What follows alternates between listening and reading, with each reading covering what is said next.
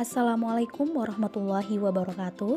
Saya Nurlairatul Hayati dengan NIM 2405114658 dengan dosen pengampu Bapak Muhammad Jais SPD MPD. Baiklah, di sini saya akan memaparkan materi mengenai pengelolaan kurikulum. A. Hakikat pengelolaan kurikulum. 1. Pengertian kurikulum. Banyak sekali pendapat mengenai kurikulum. Namun, dapat kita simpulkan bahwasanya kurikulum merupakan rencana pembelajaran untuk mencapai tujuan yang telah ditetapkan sebelumnya. Rencana tersebut juga mencakup media dan strategi yang akan digunakan dalam pembelajaran. 2. Organisasi kurikulum. Organisasi kurikulum merupakan pola atau bentuk bahan pelajaran yang disusun dan disampaikan kepada peserta didik yang merupakan dasar penting dalam pembinaan kurikulum dan bertalian erat dengan tujuan program pendidikan yang hendak dicapai. 3. Komponen kurikulum. Dalam kurikulum terdapat 4 komponen. Yang pertama, komponen tujuan. Kurikulum dimaksudkan untuk mencapai tujuan pendidikan. Tujuan ini dijadikan arah atau acuan segala kegiatan pendidikan yang dijalankan. Berhasil atau tidaknya program pengajaran di sekolah dapat diukur dari seberapa jauh dan banyaknya pencapaian tujuan tersebut.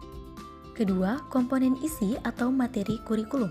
Komponen isi atau materi merupakan komponen kurikulum yang amat penting.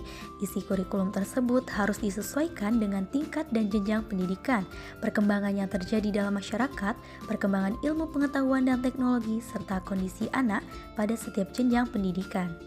3. Komponen strategi pelaksanaan kurikulum. Dalam strategi pelaksanaan, suatu kurikulum akan tergambar cara-cara pelaksanaan dari komponen kegiatan proses belajar mengajar yang meliputi penilaian cara melaksanakan pembimbingan dan penyuluhan, serta cara mengatur kegiatan sekolah secara keseluruhan. Yang keempat yaitu komponen evaluasi kurikulum. Evaluasi kurikulum merupakan penilaian terhadap suatu kurikulum sebagai program pendidikan untuk menentukan efisiensi, efektivitas, relevansi, dan produktivitas program dalam mencapai tujuan pendidikan. 4. Peran dan fungsi kurikulum. Peran kurikulum sebagai berikut. Pertama, konservatif, yaitu mewariskan nilai dan budaya lama ke generasi muda. Kedua, kritis, yaitu memilih dan mengajarkan budaya yang tepat dan melatih berpikir kritis. 3. Kreatif, yaitu menciptakan hal baru sesuai kebutuhan zaman. Fungsi kurikulum sebagai berikut. Pertama, pendidikan umum, yaitu menyiapkan siswa menjadi warga negara yang baik. Kedua, suplementasi, yaitu menambah kemampuan sesuai minat dan bakat siswa. 3. Eksplorasi, yaitu mengembangkan minat dan bakat siswa tanpa paksaan. Keempat, keahlian, yaitu mengembangkan kemampuan sesuai keahlian dan minat siswa. B. Kegiatan pengelolaan kurikulum. 1. Kegiatan yang berkaitan dengan tugas guru, di antaranya yang pertama, pembagian tugas membelajarkan. Pembagian tugas biasanya dilakukan dalam rapat guru pada awal tahun pelajaran atau menjelang awal semester baru. Kedua, pembagian tugas membina kegiatan ekstrakurikuler. Kegiatan ekstrakurikuler atau kegiatan tambahan di luar kurikulum yang berlaku ini seperti kegiatan pramuka, koperasi, unit kesehatan sekolah, olahraga, kesenian, dan lain-lain. 2. Kegiatan yang berkaitan dengan proses pelaksanaan pembelajaran. Kegiatan ini meliputi penyusunan jadwal pelajaran, penyusunan program pembelajaran, pengisian daftar kemajuan kelas, kegiatan mengelola kelas, penyelenggaraan evaluasi hasil belajar, laporan hasil belajar, kegiatan bimbingan, dan penyuluhan. 3. Pengorganisasian kurikulum. Yang pertama ada separated subject kurikulum. Kurikulum ini menyajikan segala bahan pelajaran dalam berbagai mata pelajaran yang terpisah-pisah satu sama lain, seakan-akan ada batas pemisah antara materi pelajaran yang satu dengan yang lain, juga antara satu kelas dengan yang lain. 2. Correlated curriculum.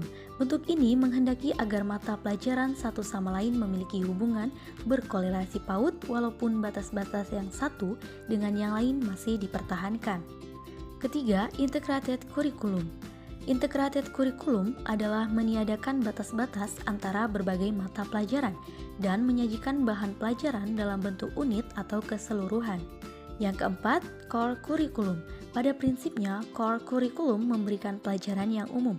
Dalam core curriculum diajarkan hal-hal yang perlu diketahui oleh setiap siswa, terlepas dari pekerjaan yang akan dilakukan kelak dalam masyarakat. C. Pengembangan kurikulum. 1. Prinsip pengembangan kurikulum. Ada beberapa prinsip dalam pengembangan kurikulum, yaitu sebagai berikut, yaitu berpusat pada potensi, perkembangan, kebutuhan, dan kepentingan peserta didik dan lingkungannya. Kedua, ada beragam dan terpadu. Ketiga, tanggap terhadap perkembangan ilmu pengetahuan, teknologi, dan seni. Keempat, ada sepadan dengan kebutuhan kehidupan. Kelima, menyeluruh dan berkesinambungan. Keenam, belajar sepanjang hayat. Dan yang terakhir, seimbang antara kepentingan nasional dan kepentingan daerah. 2. Strategi berdasarkan pendekatan kompetensi manajemen kurikulum. Pendekatan kompetensi merupakan pendekatan peningkatan manajemen kurikulum yang memfokuskan pada penguasaan kompetensi tertentu berdasarkan tahap-tahap perkembangan peserta didik. Peserta didik berada dalam proses perkembangan yang berkelanjutan dari seluruh aspek kepribadian sebagai pemekaran terhadap potensi-potensi bawaan sesuai dengan kesempatan belajar yang ada dan diberikan oleh lingkungan. 3. Pelaksanaan pengembangan kurikulum. Pelaksanaan kurikulum berdasarkan potensi, perkembangan, dan kondisi peserta didik untuk menguasai kompetensi yang berguna baginya. Kurikulum dilaksanakan dengan menegakkan 5 pilar belajar, yaitu belajar untuk beriman dan bertakwa kepada Tuhan Yang Maha Esa, belajar untuk memahami dan menghayati, belajar untuk mampu melaksanakan dan berbuat secara efektif, belajar untuk hidup bersama dan berguna bagi orang lain, belajar untuk membangun dan menemukan jati dirinya melalui proses pembelajaran yang efektif, kreatif, aktif, dan menyenangkan. D. Model pengembangan kurikulum.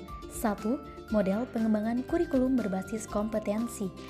Kurikulum berbasis kompetensi merupakan konsep kurikulum yang menekankan pada pengembangan kemampuan atau kompetensi peserta didik dalam melakukan tugas dengan standar kinerja tertentu, sehingga hasilnya dapat dirasakan peserta didik berupa penguasaan seperangkat kompetensi tertentu. 2. Model pengembangan kurikulum 2013. Kurikulum 2013 adalah kurikulum nasional Indonesia yang telah dirancang untuk menggantikan kurikulum tingkat satuan pendidikan atau KTSP. Implementasinya dimulai pada tahun 2013 secara bertahap, dimulai dari sekolah-sekolah perintis. Tujuan utama kurikulum ini adalah meningkatkan kualitas pendidikan di Indonesia. 3. Model pengetahuan metakognitif atau istilah baru dalam kurikulum 13. Model pengetahuan metakognitif bukanlah istilah yang sepenuhnya baru dalam konteks pendidikan, tetapi konsepnya semakin ditekankan dalam implementasi kurikulum 2013 yang direvisi dan pengembangan praktik pembelajaran yang lebih berpusat pada siswa. Metakognitif adalah kemampuan untuk memahami cara berpikir kita sendiri dan bagaimana kita bisa mengatur pikiran agar lebih efektif dalam memecahkan masalah. Baiklah, materi itu saja yang bisa saya sampaikan. Kurang dan lebihnya mohon maaf. Wassalamualaikum warahmatullahi wabarakatuh.